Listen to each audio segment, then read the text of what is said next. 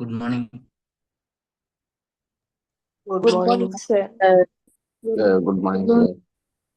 Good morning. படிச்சிச்சா நேற்று நடந்ததெல்லாம்? Sir. Sir. ம்.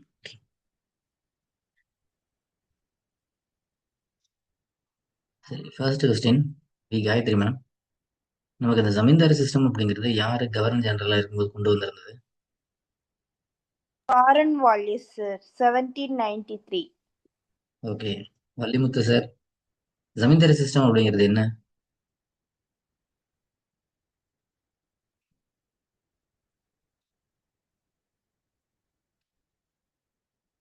வள்ளிமுத்து சார். சார் சார் கேக்குதுங்க சார். ஜமீன்தாரி முறை அப்படிங்கிறது என்ன? கொஞ்சம் படிக்கல சார், கம்ப்ளீட் பண்ணிடுறேன் சார். சரி, ஓகே. அடுத்து அமிர்தாமம். Yes sir. சொல்லுங்க. வந்து ஃபுல் ரைட்ஸ் இருக்கும் அந்த லேண்டை ட்ரான்ஸ்ஃபர் பண்ணுறதுக்கோ இல்லை சேல் பண்ணுறதுக்கோ, ப்ளஸ் அவங்களோட டாக்ஸ் அக்ரிமெண்ட் வந்து 10 years இருக்கும். அப்புறமேட்டுக்கு இப்போ பிரிட்டிஷ் கவர்மெண்ட்டுக்கு அவங்க ஒரு 10% ஷேர்ன்ற மாதிரி அவங்க அதுக்கு பே பண்ணணும். 1% வந்து ஜமீன்தாரி வந்து வச்சுக்கலாம். ஓகே. இது இம்ப்ளிமெண்ட் பண்ண பிளேசஸ் வந்து பெங்கால், பீகார், ஒரிசா. ம். ஓகே. அடுத்து ஓப்போ அப்படின்னு ஏதோ ஒரு மொபைல் நம்பரே வச்சு மொபைலோட மாடலே வச்சிருக்கீங்கல்ல, யாருங்க அது?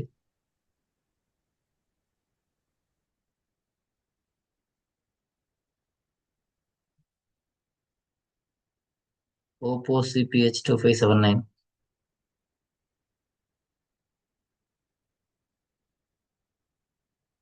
சரி, அடுத்து ஃபாத்திமா மேம். ரயத் வாரி சிஸ்டம் இதுக்கும் ஜமீன்தாரிக்கு என்ன டிஃபரன்ஸ் இருக்கு?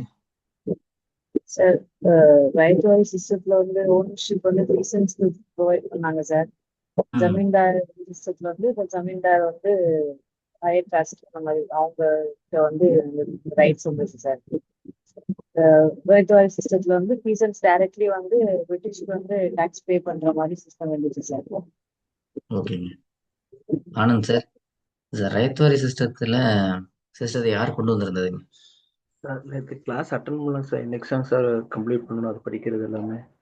ஓகேங்க. ஐஸ்வர்யா மேம், ரயத் வாரி சிஸ்டம் அப்படிங்கறத யார் இன்ட்ரடியூஸ் பண்ணியிருந்தது?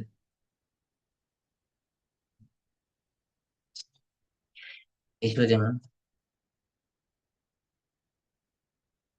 Aishwarya Karthikeyan. Thomas Munro sir. வேற? Thomas Munro sir. அது அவர் மட்டும்தானுங்களா? Plus Alexander. ம். Okay. Alexander Read. Okay ma'am.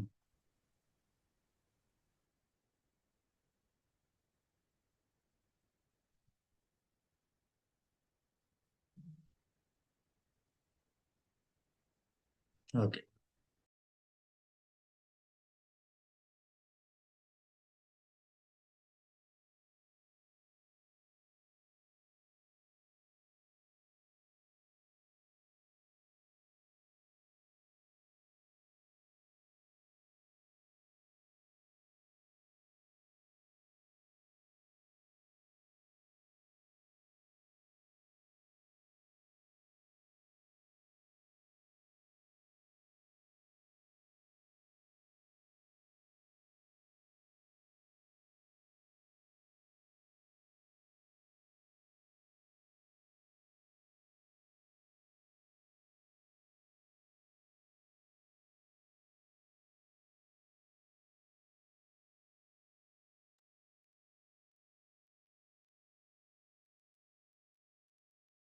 இப்போ நம்ம கடைசியா பார்த்துட்டு இருந்தது அந்த முத்தையா முதலியார் அப்படிங்கிறவர் கோட்டா சிஸ்டத்தை கொண்டு வந்திருந்தாரு. அப்போ வருடம் 1928. ஏன்னா ஃபர்ஸ்ட் கம்யூனல் ஜீவோ அப்படிங்கிறது வந்தது 1921. இரண்டாவது கம்யூனல் ஜீவோ வந்தது 1922. மூன்றாவது கம்யூனல் ஜீவோ வந்தது 1927. அது சட்டப்பூர்வமானது 1928. இதுவரைக்கும் நம்ம நேற்று பார்த்துருக்கோம்.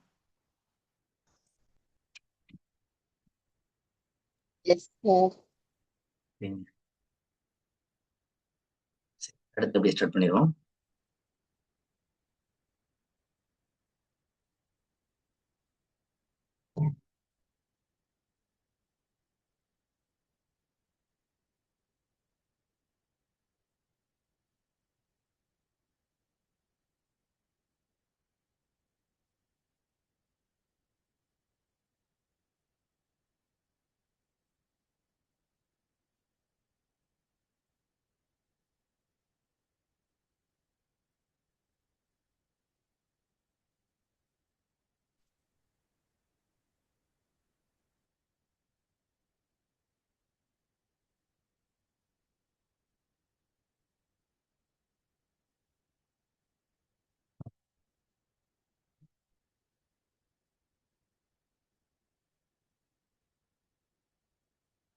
1927ல மூன்றாவது கம்யூனல் ஜீவோ வந்தது. அதுதான் 1928ல சட்டமானது. அப்போ 1928 காலகட்டத்துல இங்க நம்ம மெட்ராஸோட சிஎம்மா இருந்தது 1928 1928ல நம்ம மெட்ராஸோட சிஎம்மா இருந்தது சுப்பராயன் அப்படிங்கிறவர். சுப்பராயன் இவரோட இவர் முதலமைச்சராக இருக்கக்கூடிய காலகட்டத்துல தான் இவரோட அமைச்சர் பதவியில இருந்த முத்தையா முதலியார் அப்படிங்கிறவர் அந்த ரிசர்வேஷனை கொண்டு வந்திருந்தார். சரி, அந்த ரிசர்வேஷன் அப்படிங்கிறது எப்படி இருந்தது அப்படின்னா, நாம பிராமின்ஸ் இருக்காங்க இல்லையா, அவங்களுக்கும் ரிசர்வேஷன் இருந்தது. நான் பிராமின்ஸ், பிராமணர் அல்லாதவர்கள், அது மட்டும் நான் தனியாக எழுதியிருக்கேன். நான் பிராமின்ஸ், பிராமணர் அல்லாதவர்கள், அவங்களுக்கு ரிசர்வேஷன் இருந்தது. இந்த பிராமின்ஸ்க்கு இருந்த ரிசர்வேஷனோட பெர்சன்டேஜ் அப்படிங்கிறது 2. நான் பிராமின்ஸ்க்கு இருந்த ரிசர்வேஷனோட பெர்சன்டேஜ் அப்படிங்கிறது 5. அதாவது எக்ஸாம்பிள் அன்னைக்கு என்ன கணக்கு வச்சிருந்தாங்க அப்படின்னா, ஓவராலா 12 சீட் இருக்கு அப்படின்னா அதுல இவங்களுக்கு 12ல 2, பிராமணர் அல்லாத மக்களுக்கு 12ல 5 சீட். அடுத்து ஆங்கிலோ இந்தியன். ஆங்கிலோ இந்தியன் அதாவது ஒண்ணு அப்பா இந்தியனாவும் அம்மா பிரிட்டிஷாவும் இந்த மாதிரி திருமணம் முடிஞ்சிருந்தது. ஆங்கிலோ இந்தியன் அவங்களுக்கும் 2 சீட்டு. முஸ்லிம் அவங்களுக்கும் 2 சீட்டு. அப்போ 5, 6, 11 சீட் ஆயிடுச்சு. ரிமைனிங் ஒண்ணு ஷெட்யூல் காஸ்ட் 12ல 1 சீட். சரி, இப்போ நமக்கு என்ன அப்படின்னா, பிராமின்ஸ்க்கு 2 சீட்டு, ஆங்கிலோ இந்தியன்ஸ்க்கு 2 சீட்டு, முஸ்லிம்க்கு 2 சீட். அப்போ இந்த 3 பேர்த்துக்கும் 2 சீட்டு. ஷெட்யூல் காஸ்டுக்கு மட்டும் 1 சீட்டு.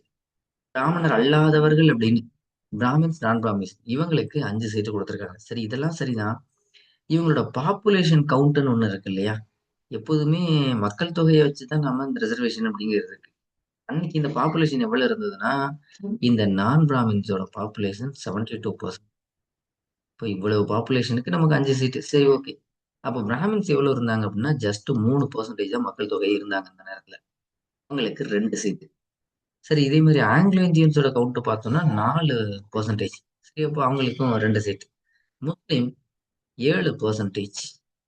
அப்போ அவங்களுக்கும் 2 சீட்டு. சரி, 3, 4, 7 இவங்களுக்குலாம் 2 சீட்டு. அப்போ ஷெட்யூல் காஸ்ட் எவ்வளவு இருந்தாங்க அப்படின்னா 14% இருந்தாங்க. ஆனா அவங்களுக்கு 1 சீட்டு. இது சரியான சிஸ்டமா?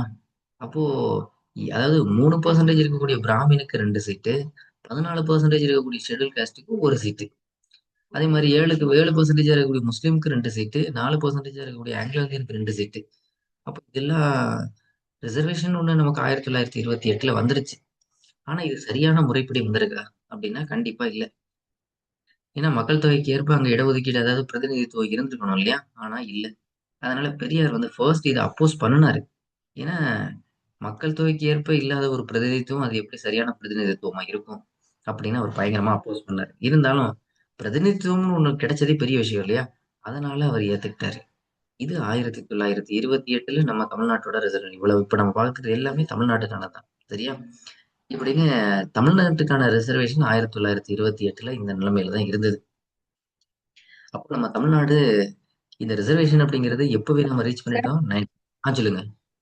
சார் இப்போ 12ங்கிறது வந்து இந்த கவர்மெண்ட் ஜாப்ஸுக்காக அந்த மாதிரியா சார்? ஆமாங்கம்மா, கவர்மெண்ட் எம்ப்ளாய்மெண்ட் தான் இதெல்லாம் நம்ம சொல்லிட்டு இருக்கிறோம். எம்ப்ளாய்மெண்ட்டுக்கு மட்டும்? ஆமாங்க, மத்தபடி எம்எல்ஏ நிக்கிறதோ அதெல்லாம் கிடையாது, சரியா? எஜுகேஷனுக்கும் கிடையாது, கவர்மெண்ட் எம்ப்ளாய்க்கு மட்டும், எம்ப்ளாய்மெண்ட்டுக்கு மட்டும். இப்ப கவர்மெண்ட் எம்ப்ளாய்மெண்ட்டுக்கு நம்ம எஜுகேஷன் மூலம் தானே போய் ஆகணுங்க. அதான் சார், இப்போ எஜுகேஷன் இன்ஸ்டிடியூட்ல இந்த மாதிரி வரும். ஆமா ஆமா. ஆனா என்ன அப்படின்னா இதெல்லாம் எழுத்துப்பூர்வமா மட்டும்தான் இருந்தது, 100% எதுவுமே இம்ப்ளிமெண்ட் ஆகல, சரியா? Okay okay. சரி, இது 1928ல. அப்புறம் இது நம்ம நாடு சுதந்திரம் அடைகிற வரைக்கும் எந்த பிரச்சனையுமே இல்லை. நம்ம நாடு 1947ஆம் ஆண்டு இண்டிபெண்டன்ஸ் ஆனது, சுதந்திரமானது. அது வரைக்கும் எந்த பிரச்சனையும் இல்லை. இதே பேட்டர்ன் தான், அதாவது 5:2:2:2:1 இந்த பேட்டர்ன்ல தான் நமக்கான ரிசர்வேஷன் இருந்தது. இது நான் பிராமின்க்கு, அப்புறம் ஆங்கிலோ இந்தியன், முஸ்லிம், அப்புறம் இன்னொன்று என்ன சொல்லியிருந்தோம், பிராமின்ஸு, அது போக கடைசியாக இருந்தது ஷெட்யூல் கேஸ்ட். இவங்களுக்குன்னு இந்த 5:2:2:1 ஒன்றுன்ற ரேஷியோவில் தான் ரிசர்வேஷன் அன்னைக்கு கொடுத்துருந்தோம். இப்படியே நம்ம நாடு இப்போ தமிழ்நாட்டில் ரிசர்வேஷன் போயிட்டு இருந்தேன். சரி, இப்போ இன்னொரு கேள்வி என்ன அப்படின்னா, நாம் இந்த தமிழ்நாட்டில் இந்த ரிசர்வேஷன் அப்படிங்கிறத கேட்டோம். அதாவது நம்ம அயோத்திதாசர் கேட்டதுன்றது அவர் ஒரு தீர்மானமாக தான் கொண்டு வந்திருந்தாரு. மற்றபடி நாம ஒரு அரசியல் சார்ந்து இந்த ப்ரொபோஷனல் ரெப்ரசன்டேஷன் அப்படிங்கிறதெல்லாம் கேட்க ஆரம்பிச்சது லேட்டராக தான். எப்போனா எக்ஸாம்பிளுக்கு சொல்றதா இருந்ததுன்னா, நம்ம இப்போ 1921 நம்மளோட கம்யூனல் ஜிஓ அப்படிங்கிறத கொண்டு வந்தோம். அதுக்கு முன்னாடி பார்த்தோம் அப்படின்னா 1919 ஐயா பெரியார் காங்கிரஸ்ல இணைஞ்சிருந்து அவர் கேட்டுட்டு இருக்கிறாரு. ஆனா நார்த் இந்தியாவில் இதற்கான வேலைகள் 1900 இருந்து தொடங்கிருச்சு. எங்களுக்கு தனி இடஒதுக்கீடு வேணும். இன்னும் சொல்லணும் அப்படின்னா முதல்ல இங்க இந்த இடஒதுக்கீடை யாரு பிரிட்டிஷ் கேட்டு வாங்கினதுன்னா முஸ்லிம்ஸ் தான். அந்த இஸ்லாமியர்கள் தான் 1909 மின்டோ மார்லே ஆக்ட்னு ஒண்ணு வந்தது. அதுலயே அவங்களுக்கெல்லாம் தனித்தனி தொகுதிகள் ஒதுக்க ஆரம்பிச்சாச்சு. அப்போ முஸ்லீம் தான் முதல்ல இடஒதுக்கீடுன்னு ஒண்ணு வாங்கினது, அவங்களோட மதம் சார்ந்து. அதுக்கப்புறம் தான் நம்மளுடைய தமிழ்நாட்டுல இந்த இடஒதுக்கீடு அப்படிங்கிறது 1928 சாத்தியமாச்சு. பிரிட்டிஷ் அரசாங்கம் நடந்துட்டு இருக்கும். சரியா? சரி, இது 1928 இருந்து 47 வரைக்கும் எந்த பிரச்சனையும் இல்லை. அன்னைக்கு தொடங்குனது இந்த ரிசர்வேஷன் அப்படிங்கிறது. சரி, அப்புறம் நம்ம நாடு 1947 சுதந்திரம் அடைஞ்சு 1950 இண்டிபெண்டன்ஸ் ஆனது, குடியரசு ஆனது. சரி, இப்போ நாம ரிசர்வேஷன் அப்படிங்கிறத 1947 இருந்து 50 இதுக்கு இடைப்பட்ட காலகட்டத்துல இந்த ரிசர்வேஷனுக்கு ஏதாவது நடந்ததா அப்படின்னா 1946 டிசம்பர் 9 நம்மளுடைய அரசியலமைப்பு எழுத தொடங்கியிருந்தோம். இதுதான் நம்மளோட ஃபர்ஸ்ட் மீட். அரசியலமைப்பை நாம நமக்கான அரசியலமைப்பு எழுத தொடங்கின முதல் நாள் இதுதான். அப்போ தொடங்கி நவம்பர் 26 1949 வரைக்கும் நம்மளுடைய அரசியலமைப்பு எழுதியிருந்தோம். சரி, இந்த அரசியலமைப்பு சொல்லுங்க. 1950 ரிபப்ளிக் தானே சார்? என்னதுங்க 50 ரிபப்ளிக்? ஆமா, 50 ரிபப்ளிக். அதுல என்ன மாற்றம்? சரி, ஓகே. இங்க சொல்றீங்களா? நான் இப்ப எழுதிட்டு எல்லா தப்பு நினைச்சிட்டேன். Okay okay. ம், சரிங்க. சரி, இப்போ டிசம்பர் 9 1946 நம்மளுடைய அரசியலமைப்பு எழுத தொடங்கி 1949 கிட்டத்தட்ட 2 வருடக்கும் மேல நாம அரசியலமைப்பு எழுதியிருந்தோம். சரி, அப்ப இந்த அரசியலமைப்பு எழுதுற விஷயம் இருக்கு இல்லையா, இதுல நாம இந்த ஆர்டிகிள் 14 அப்படிங்கிறதுலாம் ஒண்ணு இருக்கு. அதுல என்ன சொல்லியிருக்கோம் அப்படின்னா, அனைவரும் சமம், சட்டத்தின் முன்னாடி அனைவரும் சமம் அப்படின்னு நிறைய வார்த்தைகள் எல்லாம் குறிப்பிடுறாங்க. இது ஜஸ்ட் இப்போதைக்கு புரிஞ்சுக்குங்க, பாலிட்டி வரும்போது உங்களுக்கு இது இன்னும் தெளிவா புரியும். அதாவது ஆர்டிகிள் 14 ஒண்ணு இருக்கு. அதுல என்ன சொல்றாங்க, ஈக்குவாலிட்டி பிஃபோர் லா, சட்டத்தின் முன் எல்லாரும் சமம் அப்படிங்கிறது. எப்போ எல்லாரும் சமமா தானே இருக்கணும், அதுல எந்த பிரச்சனையும் இல்லையே. இதுல யார் எழுதுறா? நம்மளுடைய இந்த டிராஃப்டிங் கமிட்டி அப்படின்னு ஒண்ணு இருக்கு, வரைவு குழு. டிராஃப்டிங் கமிட்டி, அம்பேத்கர் ஒட்டுமொத்த அரசியலமைப்புக்கான தலைவர் கிடையாது. இந்த டிராஃப்டிங் கமிட்டியோட ஹெட் அவர் தான். இப்போ டிராஃப்டிங் கமிட்டி அப்படிங்கிறது என்ன, அதோட ரோல் என்ன அப்படின்னா, இப்போ நம்ம டிசம்பர் 9 1946 அரசியலமைப்பு எழுதுறோம்னா என்ன அர்த்தம்? இந்தியாவில் இருக்கக்கூடிய எல்லாரும் போய் உட்கார்ந்து ஆளுக்கு ஒரு பேப்பர்ல எழுதி கொடுத்தோமா? இல்ல. இங்க இந்தியாவில இருந்து சிலர் ரெப்ரசன்டேஷன், மொத்தமா 389 பேரை நாம தேர்ந்தெடுத்தோம். அவங்க தான் போய் அரசியலமைப்பு எழுத தொடங்கினாங்க. அப்போ 389 பேரும் தனித்தனியா எழுதுனாங்களா? இல்ல. அதுக்குன்னு நிறைய கமிட்டி போட்டாச்சு. இப்ப இந்த கமிட்டியோட ஃபர்ஸ்ட் டியூட்டி என்ன அப்படின்னா, இந்தியாவில் முதல்ல என்னென்ன பிரச்சனைகள் இருக்கு அந்த பிரச்சனைகளை எடுத்து கொண்டு வர்றது. அதை ஒரு இனிஷியலா டிராஃப்ட் பண்ணுவாங்க. பிஎன் ராவ் அப்படின்னு பொலிட்டிக்கல் அட்வைசர் இருந்தார், அவர் இனிஷியல் டிராஃப்ட் பண்ணுவார். அந்த டிராஃப்ட் முடிஞ்சுதான் அடுத்து எங்க வரும் அப்படின்னா இந்த டிராஃப்டிங் கமிட்டி, அம்பேத்கரோட தலைமையில. அப்போ இந்த டிராஃப்டிங் கமிட்டி தான் இதை ஃபைனலைஸ் பண்ணி டிபேட்டுக்கு வச்சு அதை உறுதிப்படுத்தும். அதுதான் இந்த டிராஃப்டிங் கமிட்டி வரைவு குழுவோட வேலை. அதோட தலைவர் தான் டாக்டர் பி ஆர் அம்பேத்கர். இதுல இந்த டிராஃப்டிங் கமிட்டில மொத்தம் 7 பேர் இருக்கிறாங்க. 7 உறுப்பினர்கள் இருக்காங்க இந்த வரைவு குழு, தமிழ்ல வரைவு குழு. இந்த வரைவு குழுவுல இருக்கக்கூடிய ஒரு ஆள் யாரு அப்படின்னா அல்லாடி கிருஷ்ணசாமி ஐயர் அப்படிங்கிற அல்லாடி கிருஷ்ணசாமி ஐயர். இவர் தான் வரைவு குழுவுல ஒன் ஆஃப் தி மெம்பர். இவர் ஹெட் கிடையாது. Head doctor B R Ambedkar தான். சரி, இப்போ இவங்க எல்லாம் அரசியலமைப்பு எழுதும் போது என்ன வார்த்தையை சேர்க்கிறாங்கன்னா, சட்டத்திற்கு முன்னாடி எல்லாரும் சமமா இருக்கணும், எல்லா இடத்துலயுமே சமமா பார்க்கணும், எல்லாத்துக்கும் சரியான வாய்ப்பு கொடுக்கணும், சம வாய்ப்பு கொடுக்கணும், இப்படிலாம் வார்த்தை எழுதி வச்சாச்சு. இதெல்லாம் எழுதி முடிச்சு 1950 இந்த ரிசர்வேஷனை எதிர்த்து ஒரு கேஸ் வருது. இடஒதுக்கீட்டை எதிர்த்து கேஸ் அகைன்ஸ்ட் ரிசர்வேஷன். சரி, இந்த இடஒதுக்கீடை எதிர்த்து என்ன கேஸ்? இடஒதுக்கீடுங்கிற சரிதானே, ஏன் என்ன கேஸ் அப்படின்னு பார்த்தா, இந்த கேஸை பெட்டிஷன் போடுறது 2 டீம். ஒன்று செண்பகம் துரைராஜன், இவங்க ஒரு பெட்டிஷன் கொடுக்குறாங்க ஒன்று. ரெண்டாவது சிஆர் ஸ்ரீனிவாசன், இவங்களும் ஒரு பெட்டிஷன் கொடுக்குறாங்க. என்ன அப்படின்னா, செண்பகம் துரைராஜனுக்கு மெடிக்கல் காலேஜில் சீட்டு கேட்டா இல்லை. ஏன்? இவங்க ஒரு பிராமின். அப்போ பிராமின்க்கு அவங்களோட அவங்களோட கோட்டாவுக்கு இடஒதுக்கீடு இல்லை, சீட்டு முடிஞ்சு போச்சு. அதே மாதிரி ஸ்ரீனிவாசன் அப்படிங்கிறவர் இன்ஜினியரிங் காலேஜுக்கு அப்போ என்ட்ரன்ஸ் இருந்துச்சு. அப்போ அதில் அவருக்கும் சீட்டு கிடைக்கல. இவங்க 2 பேரும் உடனே கேஸ் போட்டாச்சு. இந்த மாதிரி நாங்கள் பிராமின் அப்படிங்கிற ஒரே காரணத்துக்காக எங்களுக்கு இடம் கிடைக்கல, சீட்டு கிடைக்கல. அப்புறம் தான் இந்த கேஸ்ல இன்னொரு சுவாரஸ்யம் என்ன அப்படின்னா, உண்மையிலேயே இவங்க மெடிக்கல் காலேஜுக்கு அப்ளை பண்றது கூட ஏஜ் கிடையாது, ஏஜ் பார் ஆயிடுச்சு. அப்படிப்பட்ட ஒரு ஆள் தான் இந்த கேஸை தொடர்ந்தது. சரி, கேஸ் என்ன ஆனது? இந்த செண்பகம் துரைராஜனும் சிஆர் ஸ்ரீனிவாசனும் எப்படினாலும் கேஸ் நியாயமானதா அப்படின்னு பார்த்தா, பிராமணருக்கும் எங்களுக்கு இடஒதுக்கீடு இல்லை அப்படிங்கிறது. இப்போ இந்த கேஸை எடுத்து வாதாடுற அட்வொகேட் யாரு? அவர் தான் அல்லாடி கிருஷ்ணசாமி ஐயர். அட்வொகேட்டா இருக்கிறது யாரு? அல்லாடி கிருஷ்ணசாமி ஐயர். அவர் பேர்லயே முடிஞ்சிருச்சு ஐயர் அப்படின்னு.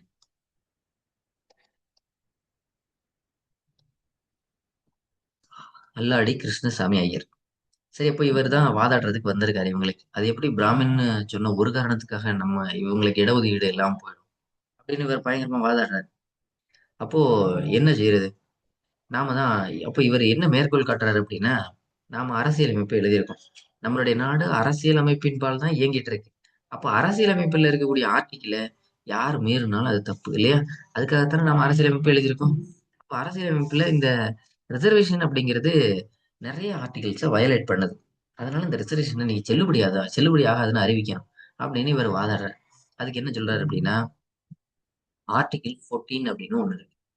இந்த 14ல நாம என்ன சொல்றோம்னா, சட்டத்தின் முன் அனைவரும் சமம் அப்படின்னு சொல்றோம்.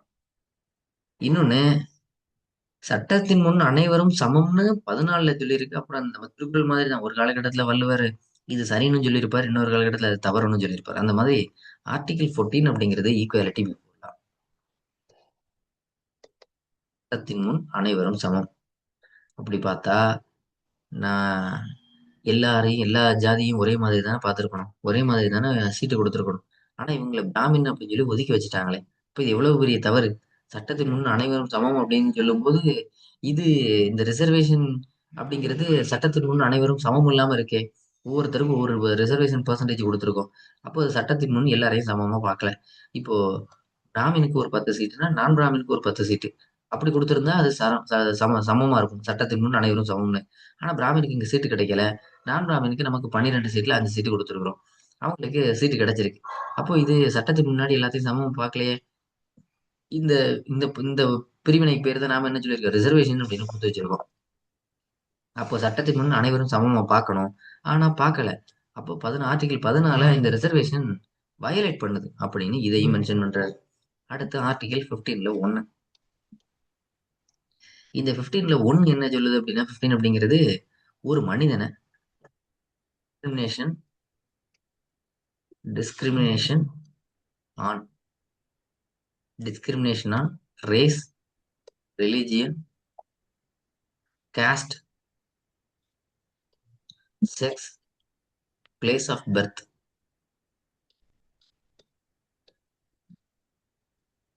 அதாவது ஒரு மனிதனை, அதாவது நோ டிஸ்கிரிமினேஷன், பாகுபாடு பார்க்கக்கூடாது. எதன் அடிப்படையில? அதாவது ரேஸ் அடிப்படையில, ரிலிஜியன் மத அடிப்படையில, ஜாதி அடிப்படையில, பாலின அடிப்படையில, பிறந்த இடத்தின் அடிப்படையில், இப்படி எந்த அடிப்படையிலையும் இடஒதுக்கீடு சரி பாகுபாடு பார்க்கக்கூடாது அப்படின்னு நம்மளுடைய அரசியலமைப்புல இருக்கு. No discrimination on race, religion, caste, sex, place of birth. இனம், மதம், ஜாதி, பாலினம், பிறந்த இடம், இதன் அடிப்படையில ஒருத்தர பாகுபாடு பார்க்கக்கூடாது அப்படின்னு நம்மளுடைய ஆர்டிகல் 15ல 1ல இருக்கு. ஆனா நாம இங்க என்ன பண்ணிருக்கோம், இப்போ ரிலிஜியனோ இல்ல ரேஸோ இல்ல பிளேஸ் ஆஃப் பர்த் இதன் அடிப்படையில் பண்ணக்கூடாதுன்னு இருக்கு இல்லையா? ஆனா நம்ம பிராமின்க்கு இத்தனை பர்சன்டேஜ், நான் பிராமின்க்கு இத்தனை பர்சன்டேஜ் அப்படின்னு ரிசர்வேஷன் கொடுத்துருக்கோம். அப்ப ரிசர்வேஷன் எவ்வளவு பெரிய தப்பு? பாகுபாடு பாக்குது இல்லையா? அதனால இந்த ரிசர்வேஷனை கேன்சல் பண்ணுங்க அப்படின்னு அல்லாடி கிருஷ்ணசாமி ஐயர் வாதாடுறாரு. அடுத்து ஆர்டிகிள் 29ல கிளாஸ் 2 இது என்ன சொல்லுது அப்படின்னா, no citizen shall be denied, no citizen shall be denied, shall be denied admission into educational institutions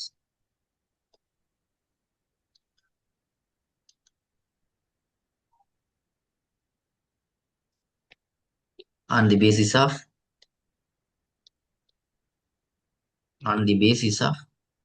race, religion, caste, sex, place of birth. எந்த ஒரு குடிமகனுக்கும் இனத்தின் அடிப்படையிலையோ, மத அடிப்படையிலோ, ஜாதி அடிப்படையிலையோ, இல்ல பாலின அடிப்படையிலையோ, இல்ல பிறந்த இடத்தின் அடிப்படையிலையோ ஒரு கல்வி நிறுவனத்திற்குள் அட்மிஷன் மறுக்கக்கூடாது. யாருக்கும் அப்படி மறுக்கக்கூடாது அப்படின்னு ஆர்டிகல் 29ல இருக்கு. இந்த ஆர்டிகல் 29(2) 29 அப்படிங்கிறத காமனா ஞாபகம் வச்சுக்கங்க. இதுல யாருக்கும் மறுக்கக்கூடாது அப்படின்லாம் இருக்குது. இது இந்த 2ங்கிறது நம்ம லேட்டரா கூட கொண்டு வந்து இதை கூட விட்டுருங்க. ஆர்டிகல் 29 என்ன சொல்லுது அப்படின்னா, யாரோ ஒருத்தர் அன்மியூட் பண்ணிருக்கீங்க, என்னங்க?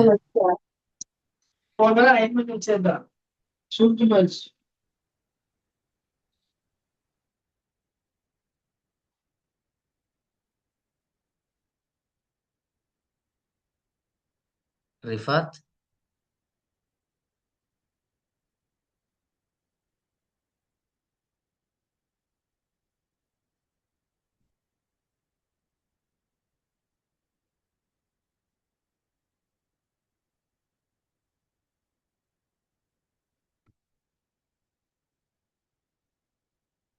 சரியா? ஆர்டிகல் 29ல இருக்கு. இதெல்லாம் காரணம் காட்டி தான் அல்லாடி கிருஷ்ணசாமி ஐயர் வாதாடுறாரு. அது எப்படி அப்போ ஒரு பிராமின் அப்படிங்கிற ஒரே காரணத்திற்காக நாம இந்த ரிசர்வேஷன் வயலேட் பண்ணுது இது எல்லா ஆர்டிகளையும். அதனால இந்த ரிசர்வேஷனை கேன்சல் பண்ணிருங்க அப்படிங்கிற. சரி, அவங்களுக்கு என்ன பிரச்சனை இந்த ரிசர்வேஷனை கேன்சல் பண்றதுல அப்படின்னா, இத்தனை வருட காலமா 2000 வருடமா ஒரு டீமை, அதாவது ஒரு கம்யூனிட்டி இங்க இருக்கக்கூடிய லோயர் கம்யூனிட்டியை பயங்கரமா டாமினேட் பண்ணிருக்காங்க. இப்ப ரிசர்வேஷன் வந்துச்சுன்னா என்ன ஆகும்? இவங்களுக்கும் இம்பார்ட்டன்ஸ் கிடைக்கும். இவங்களுக்கு இம்பார்ட்டன்ஸ் கிடைக்குதோ இல்லையோ, ஆனா இவங்களுக்கு இம்பார்ட்டன்ஸ் கிடைக்குமே, இதை எப்படி தடுக்கிறது அப்படிங்கிறதான். அப்போ இந்த அல்லாடி கிருஷ்ணசாமி ஐயர் அவரு இந்த நம்ம கான்ஸ்டிடியூஷனை எழுதுனதுலயும் அவர் ஒரு ஆளு. அப்போ அவருக்கு தெரியும் இந்த கான்ஸ்டிடியூஷனை எப்படி எழுதுனா இந்த ரிசர்வேஷனை கேன்சல் பண்றது அப்படின்னு. அதே மாதிரி அவரு கான்ஸ்டிடியூஷனை எழுதுறதுலயும் ஒன் ஆஃப் தி மெம்பரா இருந்தாரு. இன்னைக்கு வாதாடுறது அவரு. அப்போ அவருக்கு எப்படி நம்ம எழுதின அரசியலமைப்பை வச்சு எப்படி இந்த ரிசர்வேஷனை கேன்சல் பண்றதுன்னு அவருக்கு தெரியுது. அதனால இந்த விஷயத்தை ஈஸியா பார்த்துட்டாரு அல்லாடி கிருஷ்ணசாமி ஐயர். உடனே கடைசியில தீர்ப்பு என்னாச்சு? இந்த ரிசர்வேஷன் ஆனது ஆர்டிகல் 14, 15, 29 இது எல்லாத்தையும் வயலேட் பண்ணுது. Reservation violate these articles. இடஒதுக்கீடானது இந்த ஷரத்துகளை மீறுகிறது. Violates these articles. இடஒதுக்கீடானது இந்த ஷரத்துகளை மீறுகிறது. அதனால் ரிசர்வேஷன் இனிமே கிடையாது, கேன்சல், ரத்து செய்யப்படுகிறது. இடஒதுக்கீடு. ரிஃபாத், அதனால் இடஒதுக்கீடு ரத்து செய்யப்படுகிறது அப்படின்னு அறிவிச்சாச்சு. சரி, இத்தனை வருஷம் போராடி கடைசியில ரிசர்வேஷன் கிடைச்சது 1928. அதுல இருந்து நம்ம அதை அப்படியே கொண்டு வந்துட்டு இருக்கோம். ஆனா இன்னைக்கு கேன்சல் பண்ணியாச்சு. உடனே பயங்கரமான போராட்டம் தமிழ்நாட்டுல. அதுல 1950ஆம் ஆண்டு ஆகஸ்ட் மாதம் பெரிய போராட்டம் நடக்கு. முழு அடைப்பு போராட்டத்துக்கு அழைப்பு கொடுத்தாச்சு. ஹர்த்தால் யாரு கொடுத்தது? ஐயா பெரியார். பயங்கரமான போராட்டம். இது ஹர்த்தால் நடக்குது. இது போக கம்யூனல் ஜிஓ கான்ஃபரன்ஸ்னே ஒண்ணு நடத்தினாரு. வகுப்பு வாரி மாநாடு. கம்யூனல் ஜிஓ கான்ஃபரன்ஸ், வகுப்பு வாரி மாநாடு. அதுவும் 1950 டிசம்பர் மாதத்துல திருச்சியில நடந்தது. பெரிய மக்கள் கூட்டம், எல்லாரும் கலந்துக்கணும் அப்படின்னு திருச்சியில கம்யூனல் ஜிஓ மாநாடு கான்ஃபரன்ஸ், வகுப்பு வாரி மாநாடு அப்படிங்கிறது. ஹர்த்தல் இல்ல? ஹர்த்தால்னா முழு முழு அடைப்பு போராட்டம். ஓகே. நீங்க நம்ம 1919 ஏப்ரல் 6 இது என்ன தேதிங்க கார்த்திகமா? இது என்ன 1919 ஏப்ரல் 6 என்ன தேதி? சார் நான் சார் கார்த்திகா மேம்னு சொல்லியிருக்கேன். மேம் ஜாலியன் வாலாபாக். ஜாலியன் வாலாபாக் ஏப்ரல் 6 நடந்ததுங்களா? அது ஏப்ரல் 13. அப்ப ஏப்ரல் 6 என்னென்ன சொல்லியிருக்கோம் ஞாபகம் இருக்குங்களா? சார் அவங்க 2 பேரும் அபிஷியல்ஸ் 2 பேரும் சைஃபுதீன் கிச்லு அவங்க 2 பேரையும் அரெஸ்ட் பண்ணியிருப்பாங்க சார். ஐஸ்வர்யா மேம், நான் தான் சொல்லிட்டு இருக்கேன்ல கார்த்திகா மேம் அப்படின்னு. இன்னொன்னு நீங்க சாரி. சொன்னீங்க, ஆனா நீங்க சொன்னீங்க அதுவுமே தப்பு தான். Okay sir. ஏப்ரல் 6 அப்படிங்கிறது அன்னைக்கும் நாம இந்த ஹர்த்தால் அப்படிங்கிற வார்த்தையை அன்னைக்கு பயன்படுத்தியிருந்தோம். ஏன்னா காந்தியால அகில இந்திய அளவில் வெடிக்கப்பட்ட முதல் முழு அடைப்பு போராட்டம்னு சொல்லியிருக்கோம். ஞாபகம் இருக்குங்களா? மறந்து போச்சா? ஆஹ் மெட்ராஸ்ல இருந்து கால் பண்ணியிருப்பாரு இல்லையா சார்? அது அதேதான். அப்போ இந்த ஹர்த்தால்ன்ற வார்த்தையை நாம ஏற்கனவே பயன்படுத்தியிருக்கோம். இந்த மாதிரி புதுசா கேட்கும்போது அப்ப நீங்க படிக்கலைன்னு நீங்களே சொல்லிடுறீங்க. ஓகே, இன்னொரு முறை படிங்க சரியா? ஓகே. அப்போ ஹர்த்தால் அப்படின்னா முழு அடைப்பு போராட்டம் அப்படிங்கிறது சரியா? ஓகே சரி. 1950 இங்க தமிழ்நாட்டுல மெட்ராஸ் ஸ்டேட்ல பயங்கரமான போராட்டங்கள் நடந்துட்டு இருக்கு. இந்த காலகட்டத்துல அண்ணா ஒரு புக் எழுதியிருந்தார். இதை நம்ம அண்ணாவோட சாப்டர்லயே பார்த்திருப்போம். பொன் விலங்கு அப்படின்னு ஒரு புக்கை பார்த்திருந்தோமா? பொன் விலங்கு. ஓகே. இந்த பொன் விலங்கு அப்படிங்கிற புக் எதுக்கு அப்படின்னா, இந்த ரிசர்வேஷனை எப்பாடுபட்டாவது நாம பாதுகாக்கணும் அப்படிங்கிறதுக்காக தான் இந்த பொன் விலங்கோட தீம். இந்த ரிசர்வேஷனை எப்படியாவது நம்ம பாதுகாக்கணும் அப்படிங்கிறதுக்காக தான் இந்த புக் எழுதியிருந்தார். இது ஒரு கிட்டத்தட்ட ஒன்று டைரக்டா அவர் புக் எழுதுனே சொல்ல முடியாது, நிறைய பேரோட கம்பைலேஷன் அப்படின்னு சொல்லலாம் சரியா? இது 1950 இருந்தாலும் டைட்டில் அண்ணாவுக்கு தான். இப்படின்னு போராட்டங்கள் தீவிரமடைஞ்சிட்டு இங்க போராட்டம் தீவிரமடையுதுன்னா, இந்த 1950 51 காலகட்டத்துல இங்க மெட்ராஸ்ல சிஎம் இருக்கிறது யாரு அப்படின்னா PS குமாரசாமி ராஜா. அவருக்கு அப்ப பெரிய பிரச்சனை. ஏன்னா ஒரு ஆட்சிங்கிறது எந்த பிரச்சனையும் இல்லாம போனாதானே அது நல்லது. இங்க அங்கங்க போராட்டம் நடந்துட்டு இருந்ததுன்னா என்ன பண்றது? இந்த PS குமாரசாமி ராஜாவோட தலைமையில தான் ஆட்சி நடந்துட்டு இருக்கு. இன்னொன்னு, சிஎம் இவரா இருந்தாலும் இங்க காங்கிரஸ், தமிழ்நாட்டுல காங்கிரஸ் இருக்கு இல்லையா? அந்த காங்கிரஸ்க்கு மிகப்பெரிய தலைவரா இப்போதைக்கு யார் இருக்கா அப்படின்னா ஐயா ராஜாஜி இருக்காரு. அவருக்கு அடுத்து மிகப்பெரிய தலைவரா எல்லாரும் பார்க்கப்படுறது ஐயா காமராஜர். இங்க பெரிய பெயரோட பெரிய புகழோட இருக்கிறாரு ஐயா காமராஜர்.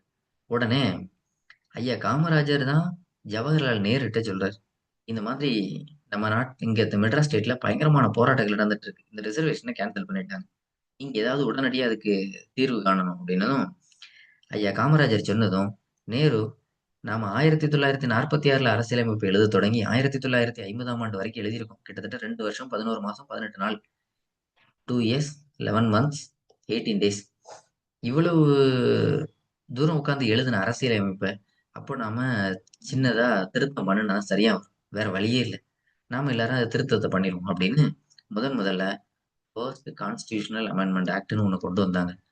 அதாவது முதலாவது அரசியலமைப்பு சட்ட திருத்தம்.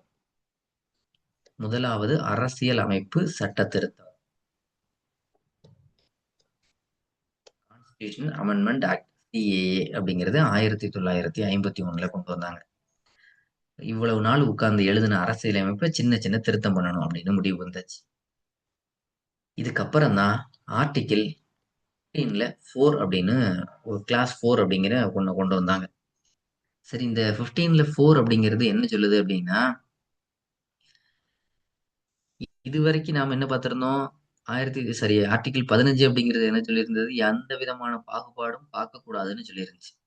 ஆனா இப்போ ஆர்டிகிள் 4ன்னு ஒண்ணு இன்செர்ட் பண்ணி நாம என்ன சொல்ல வரோம் அப்படின்னா, government make special provisions special provisions for socially and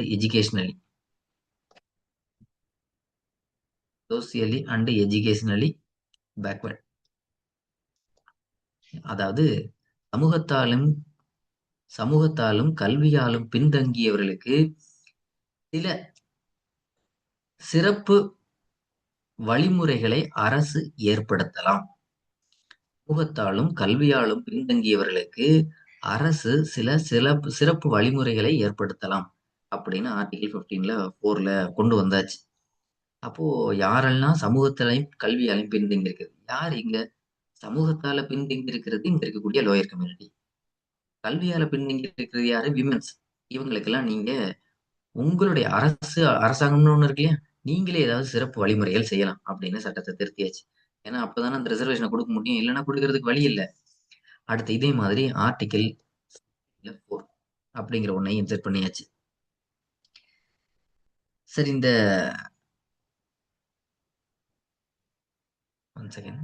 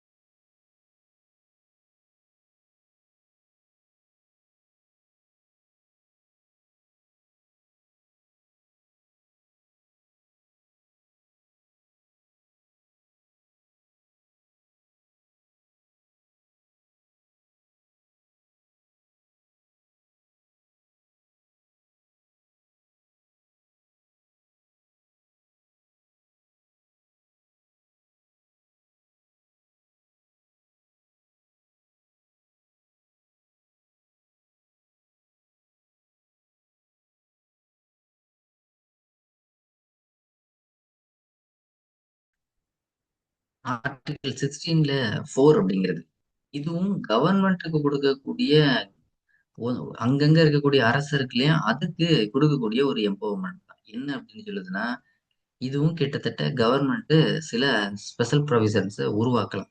எதுக்கு அப்படின்னா, reserving appointments in public services.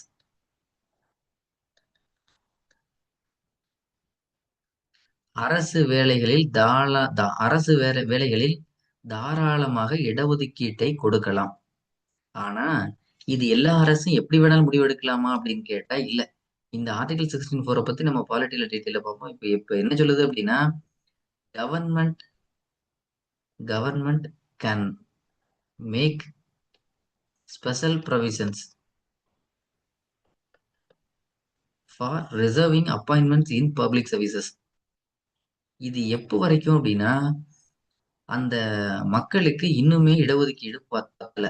அதாவது அரசாங்கம் பொது வேலைவாய்ப்பில் இடஒதுக்கீட்டை அளிக்கலாம். அப்படின்னு 16(4) சொல்லுது. ஆனா இந்த ஆர்டிக்கிளோட முழு விளக்கம் என்ன அப்படின்னா, இப்போ ஒரு ஊர் இருக்குது, அதுல ஒரு 50,000 பேர் இருக்கிறாங்க. இந்த 50,000 பேர்ல ஷெட்யூல் காஸ்ட் கம்யூனிட்டி மட்டுமே ஒரு 20,000 பேர் இருக்கிறாங்க. அப்ப ரிமைனிங் இருக்கக்கூடிய ஒரு 300-400 கம்யூனிட்டி சேர்ந்துதான் ஒரு 30,000 பேர் இருக்கிறாங்க. இப்ப என்ன ஆகுது அப்படின்னா, இவங்களுக்கு ஒரு எக்ஸாம்பிளுக்கு ஒரு 5% இடஒதுக்கீடு கொடுத்துருக்கோம் அப்படின்னு வச்சுக்கோம். 5% கொடுத்துக்கிறோம் அப்படின்னா, இந்த மக்கள்ல படிச்சவங்க ரொம்ப கம்மியா இருக்காங்க. அப்போ படிச்சவங்க கம்மியா இருக்கிறதுனால இதுல ஒரு 10 பேர் 20 பேர் தான் கவர்மெண்ட் வேலையில இருக்காங்க. இப்படியே போயிட்டு இருக்குன்னா, நமக்கு இந்த ரிசர்வேஷன் 5% கொடுத்திருக்கிறது, இந்த மக்களுக்கு 10 பேர் தான் வராங்க. அப்ப இன்னும் அதிகமா ஆட்களை உள்ள கொண்டு வர்றதுக்கு என்ன வழி? அதுக்கு கவர்மெண்ட் நினைச்சா என்ன வேணா பண்ணலாம். அது உண்மையிலேயே இந்த மக்களுக்கு இன்னும் ரிசர்வேஷன் பத்தல அப்படின்னு சரியான டேட்டா இருந்தா மட்டும்தான் இவங்களுக்கு ரிசர்வேஷனை கூடுதல் படுத்தணும். அதுக்கு அதிகாரம் இருக்கிறது யாருக்கு? அரசு அப்படின்னு சொல்லியாச்சு.